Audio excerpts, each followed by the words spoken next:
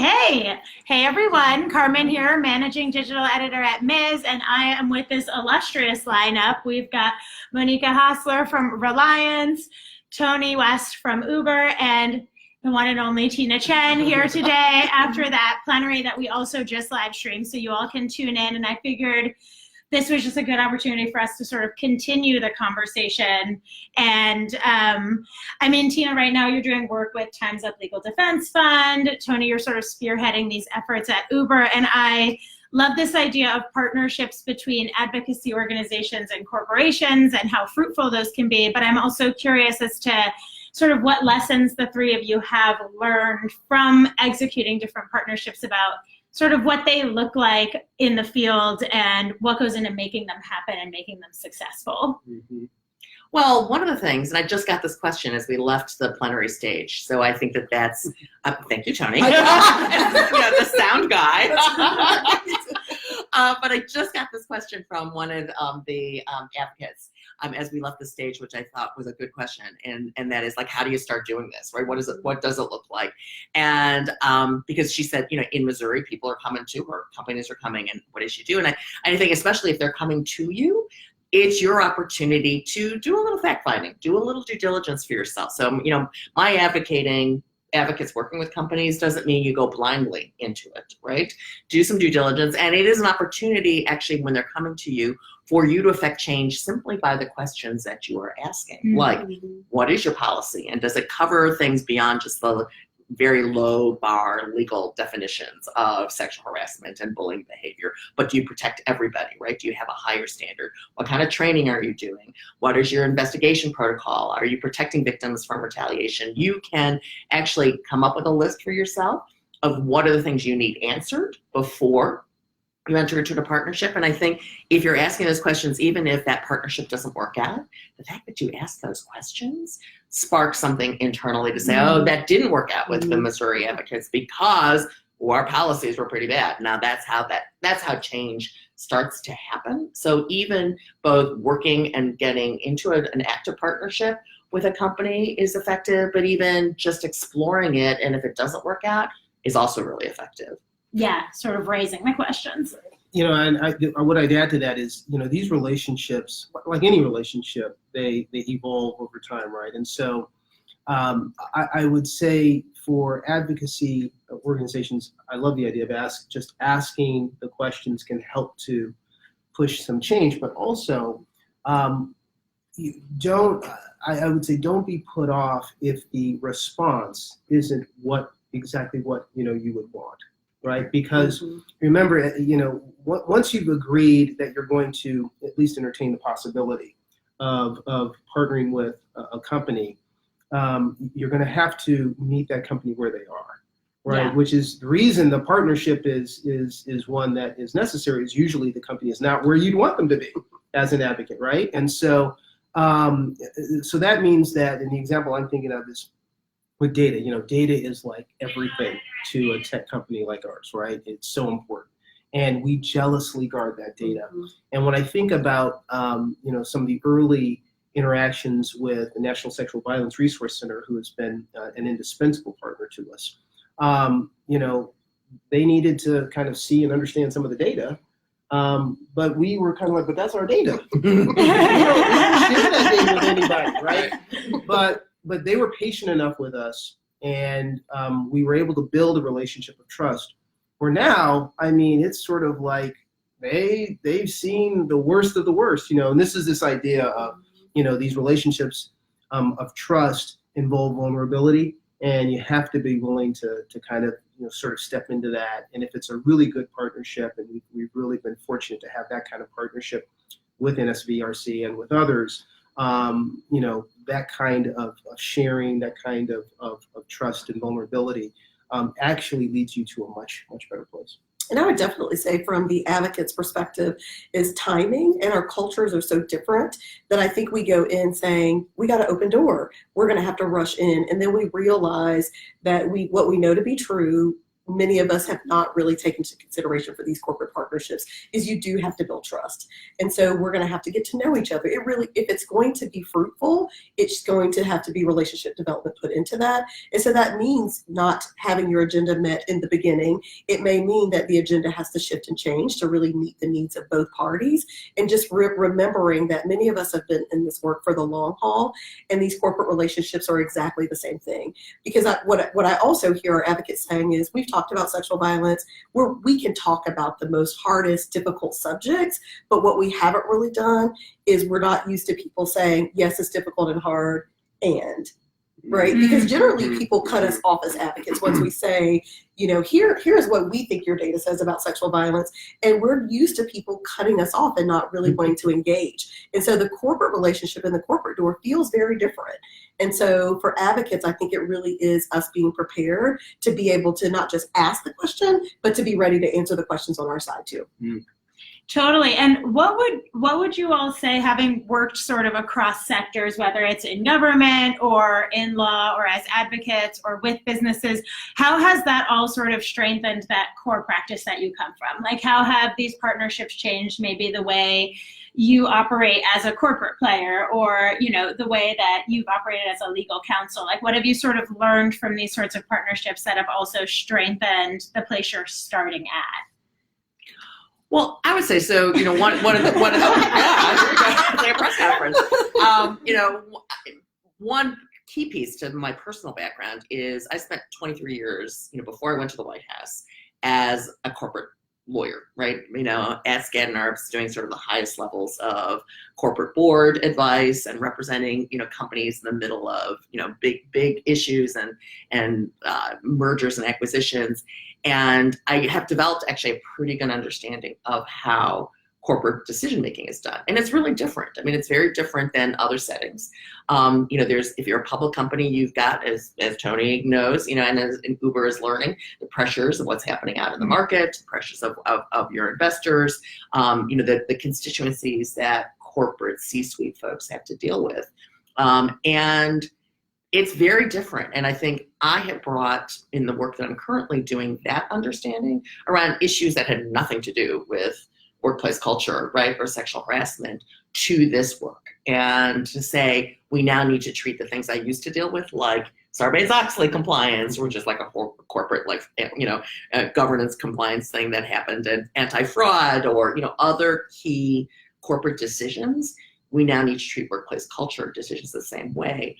But I bring to it what I think will be hard for advocates to do, but I encourage them to put themselves a little bit in the mindset that, a corporate CEO is dealing with a lot of pressures on his or her decision-making. And the better you understand what those levers and pressures are, the better you will be as an advocate. And one of the important things to do, and so I said in the plenary, we need to support companies, when they're doing the right thing, even if they've been previously bad actors.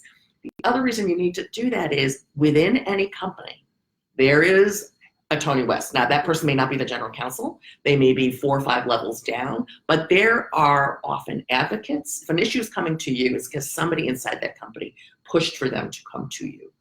And you also need to empower those people, right? And you don't empower them if they really advocated, we need to go talk to the local rape crisis center, and you kind of shut the door on them. Well, guess what? That person does not get credit inside the company. In fact, the negative happens. We need to also, as outside advocates, be empowering the allies that we have within companies, right, and strengthening them. And I think in appreciating that, I often say sometimes I've got one client that's really struggling, and they've got some very activist folks on one side and other folks. And then I said, you've got to actually empower the moderates, right? You have to give them something to say. You have to give them some wins internally to help actually make change happen. Totally. Yeah, no, I think for me, the perspective, having done a lot of this work in the public sector, the perspective that I guess I bring to the company is this idea that I'm not confused that our primary obligation is to our shareholders. That's absolutely right. Yep. And so we always have to keep that primary focus. It's primary but not exclusive. And what I've said internally is we also have a duty to stakeholders, and that's a big population of people who rely on us every day, whether it's for an economic opportunity as drivers or to get from point A to point B, and that means that we're in the business of trying to earn that trust every day. So the stakeholder piece is what allows us to then begin to look beyond simply how is this going to affect the P&L quarter to quarter? And you have to kind of look at how is this going to affect the enterprise in the long term, which is really where we want our focus to be. And I think the flip side of that is, if I'm asking the company to engage risk and perhaps do things which will put it in a position where it's helping to lead on these kinds of issues, we need advocates to take a risk on us.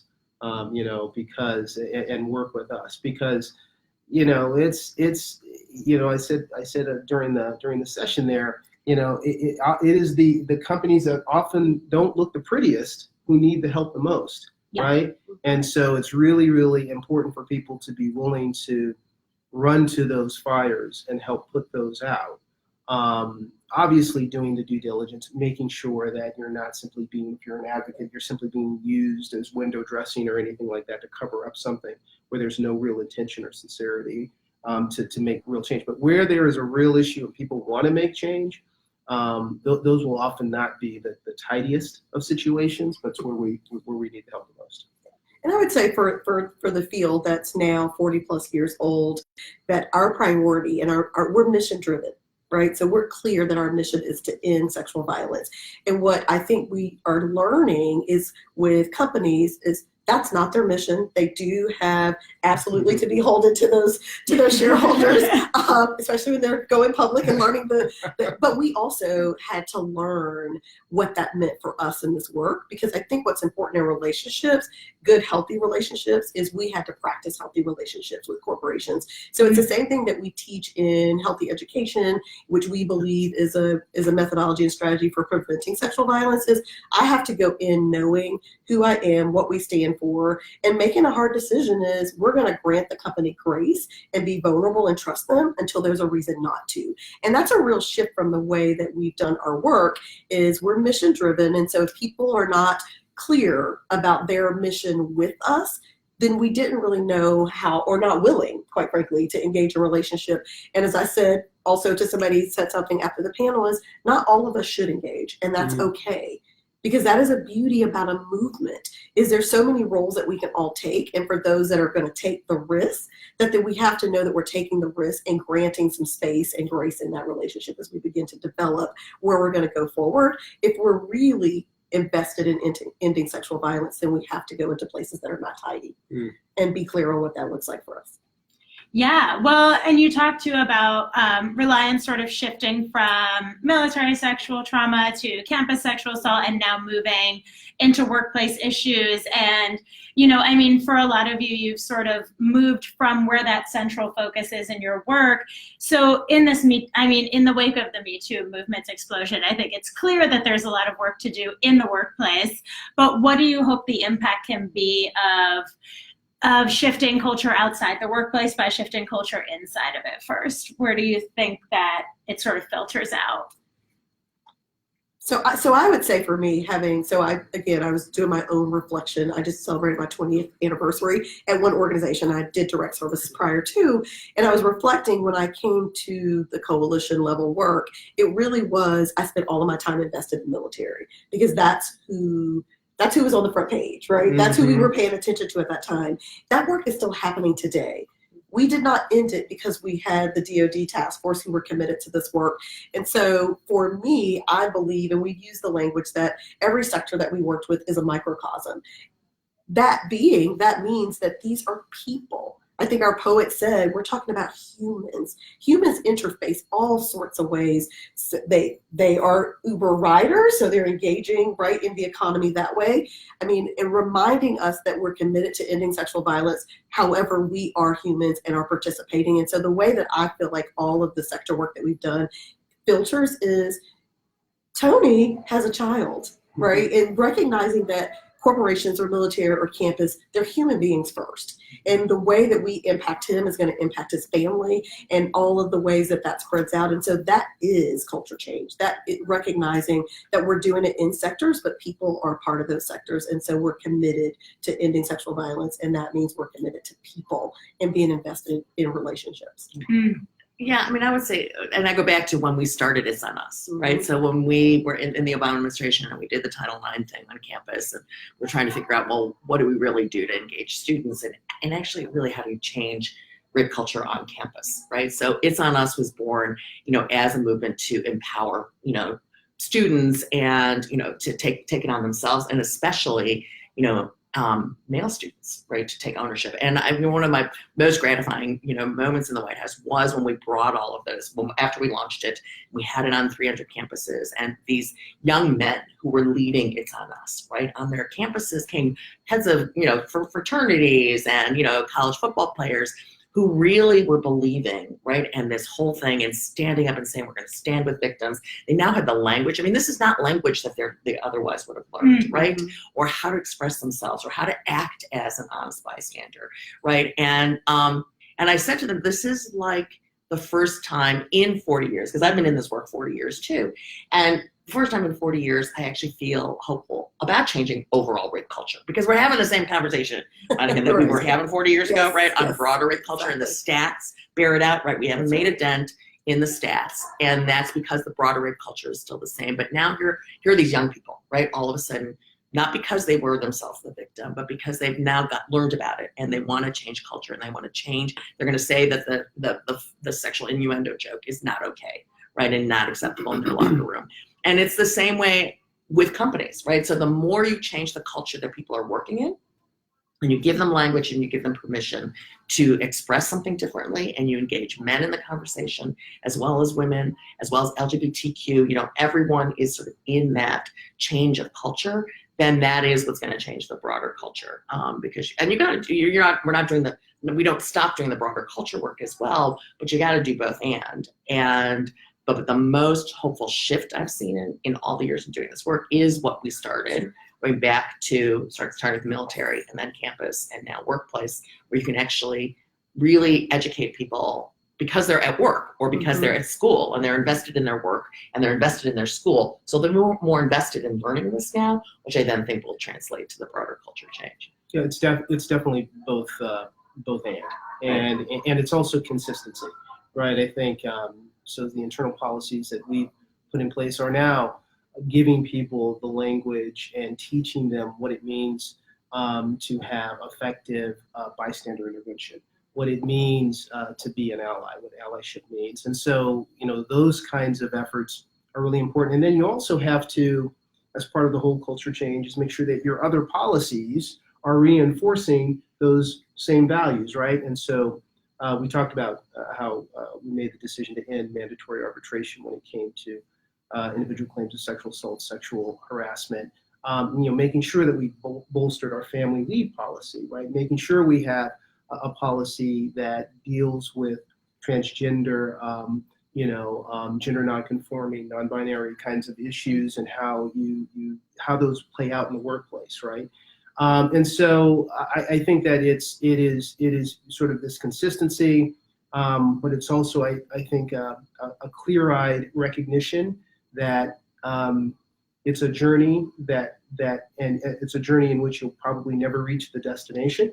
I mean, I think the reality is it's sort of like D&I, right? And it's not like you can check a box and say, I'm done with that, now I'll go on to the next thing. It's sort of like you're constantly trying to make sure that garden is pruned, and that you're always kind of going back and making sure that things are growing, because as soon as you take your attention off of it, weeds start to come up in your garden. So well, and the theme of the conference is Beyond the Breakthrough, and I love everything that you all were talking about and all of this stuff that's been happening. I think Time's Up is so exciting and so long overdue, and these changes at Uber are going to make such a big difference, but these are also obviously just the beginnings, right, of a time where people are actually being held accountable, and people are actually taking these things seriously, and we're actually finally seeing some room for leverage and growth. What do you think will push everything? What's the next chapter, and how do we take all of this energy and really move the workplace beyond that Me Too breakthrough? How do we sort of make it, how do we advance it from these policy shifts to that really big culture shift? Well, a couple things. One is, with every breakthrough, right, there comes a moment where it can just be over. And let's be clear, there are a lot of people out there who are like ready to say, okay, ladies, you've had your time. It's over now. We've been at this for 2 years. We're kind of done. I mean, and that's been expressed, right? People are just like ready for it to be done. So you've got to make sure that we have a sustained path here. And we've also seen over in the past movements come and go, right? So, we need to have a commitment to make sure we're on a sustained path. And then, one of the things I've been dealing with a lot of clients right now is to really get at prevention, to really get at retaining more women and people of color to become leaders in businesses, because they're leaving. When life gets too hard, people leave. Is to, one danger of focusing so much on the extreme, the Harvey Weinstein behavior is, we lose the things that lead up to that, right? Which are more, it's the microaggressions. It's the making the assumption that the woman of color who just walked in your office is not a law partner, but actually is the new assistant, right? Or what I used to get all the time from, I would interview jurors after I tried a jury trial, and they'd say, oh, we were so surprised you spoke English so well, right? It's those types of exclusionary behaviors that is what's leading. And what's great about the taxonomy, I will say that NSVRC and folks put together, is it actually goes down to those lower levels, those things that are not illegal, but are leering, right? Are uncomfortable comments, the things that those behaviors, because that's the next challenge, is identifying those things that aren't illegal. And we're not saying they should be illegal. We're saying we should be able to identify them, and we should be able to go to the folks who are saying those things and educate them. Because a lot of comments, like saying to an African-American staffer, oh, that paper was well written. See, I did that. I had this. I know. And I will tell you this, I did a training, and this came up where a white, a very well-intentioned, male, white participant in the training sort of asked me, what's a microaggression? I used that. And he's like, well, if it was well written, why wouldn't I say it? and every African-American person in the room laughed, knowing exactly this. But that's my point, that he was completely well-intentioned, right? But when you talk about diversity, that means everyone comes to the workplace with different backgrounds, with different contexts, with different understanding. And the goal is to be able to have workplaces where people realize that and accept that, and that you can also have an honest conversation safely, right? Where you could go back and say, okay, did you really mean what we're doing? and because they really, and it was fascinating in this particular training that I did, because these are people who worked together for a long time. They were very senior, they were elected officials actually, and they clearly never had that conversation with each other, right? And really understanding that the African-American and the white, legislators sharing, probably been seatmates for years, like have no idea that that's what's happening in their communication. So I think that's the next promise, which is to really change culture. We've got to get down at that level, but it's going to be hard. But increasingly, I'm optimistic because I'm actually having those conversations with companies that want to get at that issue. Yeah, and I completely agree. And I think this is actually sort of a part of that. I think it's important for us to move from individuals who can move this issue and be committed to these issues inside companies, and move it so that it becomes part of the DNA of companies, right? Where you institutionalize the values. So this is not a rules-based kind of thing. Don't do this because you'll break this rule and there'll be these consequences. But it's instead the way that you think about how do you grow a successful business in the 21st century? How do you attract the best talent? How do you create the workplace that is going to be the most vibrant and be the most competitive, right? And then how do you think about succession planning, right? And how do you ensure that you're bringing in leaders who reflect those values, so that at some point it becomes less about individuals who are moving these issues and more about this is just sort of the way business is done in a company. I think, both Tina and Tony are right about this. And in our work, we've spent a lot of time talking about the interconnectedness of how we see people.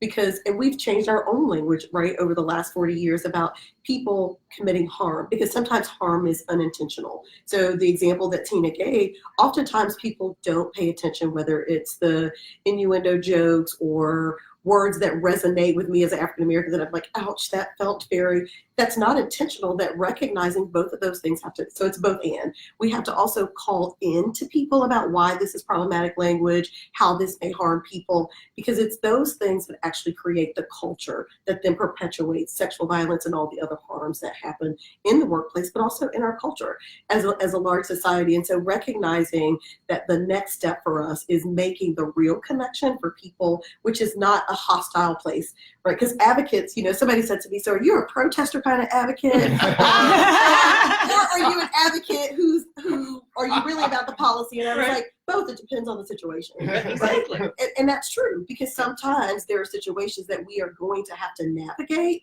to keep the momentum, to keep this work going, to really dig deep underneath where we are as a society of why we're able to perpetuate sexual violence in its various forms, right? And so helping people realize that when we talk about sexual violence, we're talking about every form of violence that people experience impacts their life for the long term. And so if we're not acknowledging that articulate is a word that just gets under the skin of most African Americans, that because it's not that you use the adjective, it is what is underlying behind that. You're surprised that I could have been articulate, not that it was a great paper, right? And so really helping people unpack that and being committed to the relationship. And so for me, sometimes that's exhausting.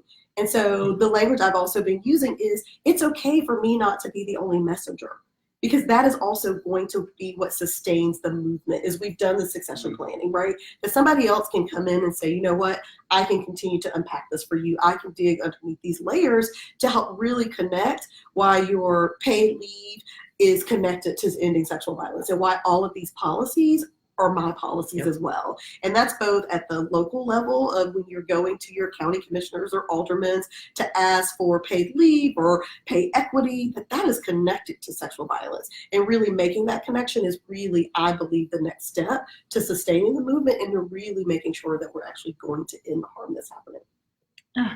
Amazing. Well, thank you all so much. I know I have to let you go, but thank you for taking the time and for helping me operate the boom. I know. Great job. Yeah. Sound guy. Okay. Thank you all so much. Thank you. And we'll be back soon. That was hilarious. I know. Good job. You got another career there, Tony. His Uber thing doesn't work out.